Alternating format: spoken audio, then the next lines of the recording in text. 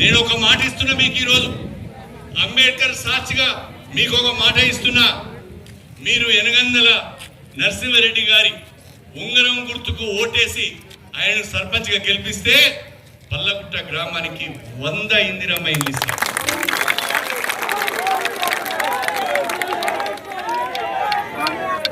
100 ఇందిరమ్మ ఇల్లు ఇస్తా. దయచేసి ఆలోచించుకొని నేను కోరుతున్నాను. గ్రామస్తులందరూ ప్రతి ఎన్నికలలో కూడా కాంగ్రెస్ పార్టీకి మెజారిటీ ఇచ్చారు, నాకు మెజారిటీ ఇచ్చారు, అమ్మాయికి మెజారిటీ ఇచ్చారు. ఇవాళ ప్రభుత్వం అనేది ఎంపీ కాంగ్రెస్ పార్టీ, ఎమ్మెల్యేగా నేనున్నా.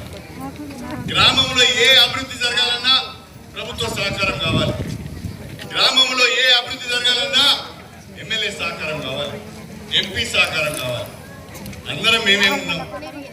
తప్పకుండా నరసింహారెడ్డి గారికి, శ్రీధర్రావు గారికి పూర్తి సహకారాన్ని అందజేసి పూర్తి చేయించనిచ్చి ఈ గ్రామాన్ని ఆదర్శంగా తీర్చిదిద్దుకున్నాం. ఎవడో ఒకరిద్దరు వరుతారు, దాన్ని పట్టించుకోవాల్సిన అవసరం లేదు. ఎందుకంటే వాళ్ళకు పాపం వాళ్ళ కడుపులో మంట తాంటది, ఆ తాగింది మంట తాంటది. రాజకీయ మళ్ళీ ఇక్కడ సైడ్ డ్రైన్స్ కట్టాలన్నా, కమ్యూనిటీ హాల్స్ కట్టాలన్నా, లేక సీసీ రోడ్లు వేయాలన్నా, కమ్యూనిటీ ఏది ఇవ్వాలన్నా కూడా మనం కాంగ్రెస్ పార్టీ ద్వారానే సాధ్యమవుతుంది, మన ప్రభుత్వం ద్వారానే సాధ్యమవుతుంది. అందుకే మీకు చేతులెత్తి నమస్కారం చేసి అడుగుతున్నా, పొరపాటు చెయ్యని నమ్మకం నాకుంది. పల్లగుట్ట అంటేనే శ్రీధర్రావు గారు, ఇక్కడ ఉన్న కార్యకర్తలందరూ కూడా చాలా చాలా నిబద్ధతతో పనిచేస్తారు. బ్రహ్మాండమైన మెజార్టీతోని నరసింహారెడ్డి గెలుస్తారనే నమ్మకం నాకున్నది. దయచేసి మళ్ళీ మిమ్మల్ని కోరుతున్నా, వేరే వారికి ఓటేస్తే ఊరు ఆగమవుతుంది. ఎనగందల నరసింహారెడ్డి గారికి ఓటేస్తే ఊరు బాగుపడుతుంది. ఊరిని ఆగం చేసుకుందామా, ఊరిని బాగు చేసుకుందామా, ఒక్కసారి మీరు ఆలోచించాలని చెప్పి నేను ఈ గౌరవనీయులు పూజనీయులు మన గౌరవ ఎమ్మెల్యే గారిని ప్రత్యేకంగా రిక్వెస్ట్ చేసి మన 11వ తారీఖు జరగబోయే గ్రామ పంచాయతీ ఎలక్షన్లలో గ్రామశాఖ ఆధ్వర్యంలో బలపరిచిన అభ్యర్థులకు గ్రామశాఖ ఆధ్వర్యంలో బలపరిచిన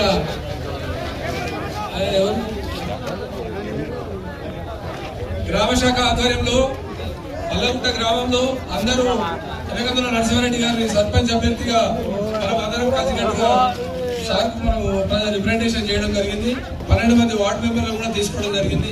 దానికి సార్ ఆశీర్వచనాలతో ఇవాళ ప్రచారానికి ముఖ్యంగా వారు రావాలని చెప్తే వారు రావడం జరిగింది. ఒకసారి అందరూ మనం సార్కు పెద్ద ఎత్తున ధన్యవాదాలు తెలపాలి.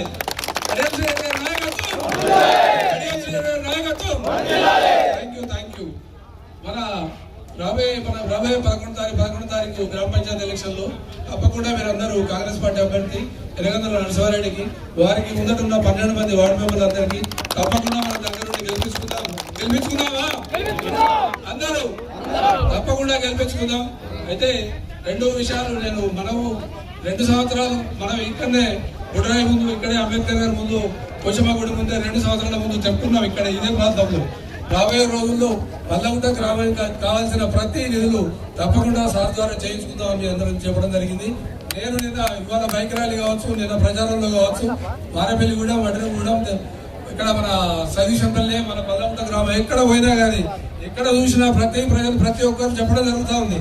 చాలా మన రోడ్లు అన్ని నాకు ఎక్కడ చూసినా సారే కనిపిస్తున్నాడు. అక్కడ ఆ రోడ్లలో ఎక్కడ చూసినా సారు నాకు ప్రత్యక్షంగా చాలా సంతోషం అనిపించింది.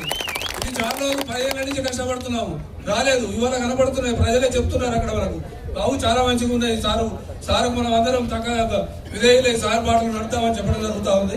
రాబోయే రోజుల్లో కూడా మనం మన అభ్యర్థికి ఇక్కడి నుంచి పల్లగుట్ట గ్రామం నుంచి మన రిప్రజెంటేషన్ నరసన్న అభ్యర్థి మనం తీసుకొని పోతే దాన్ని మనం తప్పకుండా సార్ మనకు రాబోయే 3 సంవత్సరాల కాలంలో ఎలాంటి ఇబ్బందులు ఉన్నా ఏమున్నా సారాధ్వర్యంలో మనం చేయించుకుందాం.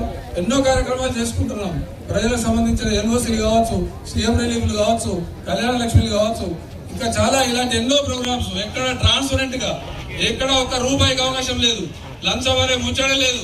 లంచం అనేది ఆఫీసులో కరీంసీ ఆఫీసులో లంచం అనేది గేట్ బయటనే ఉంటది, లోపలికి వచ్చేది మీరు అందరూ తెలుసు, మీరు చూస్తున్నారు, మీ ముందే ఉంది. తప్పకుండా రాబోయే రోజుల్లో నరసింహారెడ్డి గారిని కూడా మంచిగా పెడితే చదువుకున్నాడు, విద్యావేత్త, 10 మందికి 100 మందికి పిల్లలకు స్కూల్ చెప్పాడు, ఇక్కడ విద్యావృత్తులు నేర్పిన వ్యక్తి, మంచోడు, ఆయనకు అవకాశం వచ్చింది.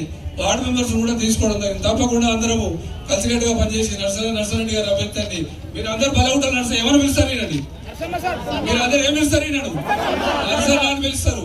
ఎందుకు పిలుస్తారు? మంచి సౌమ్యుడు, మంచి వ్యక్తి. ఆ పేర్లోనే ఉంది నర్సర్. ఎవరు వినరు నర్సరెడ్డి అని, ఎవరు వినరు. నేను కూడా విన్నా నర్సర్ అనే పిలుస్తాను. అందుకే మనందరం కలిసికట్టుగా మంచిగా పెడుతున్నాడు. రాబోయే రోజులు 5 సంవత్సరాలు ఆయన డ్రీమ్ ఉంది. ఇదే గ్రామ పంచాయతీని ఒక మంచి మోడల్ గ్రామ పంచాయతీ చేయాలని ఆయనకు ఉంది. కాబట్టి మనం అందరం పనిచేద్దాం, తప్పకుండా గెలిపించుకుందాం. నేను ఇప్పుడు మన 2 సంవత్సరాల కాలంలో సారు ద్వారా మనకు వచ్చిన మనసు సారు రూపంలో వారు చెప్పడం జరుగుతూ బాగుంటుంది. అందుకే నేను చెప్పట్లేదు, వారే చెప్తారు. మనం తప్పకుండా రాబోయే రోజుల్లో ఏ కార్యక్రమాల్లో తప్పకుండా అందరం దగ్గర నుంచి చేయించుకుందాం. నర్సరెడ్డి గారిని 2 విషయాలు మాట్లాడలేదు చెప్తున్నాను. పిల్లలతో ఉన్నాను, ఎప్పుడైనా పార్టీకి అతీతంగా ఉన్నాను.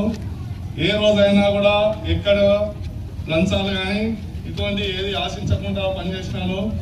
పార్టీలో క్రియాశీలంగా ఉన్నాను.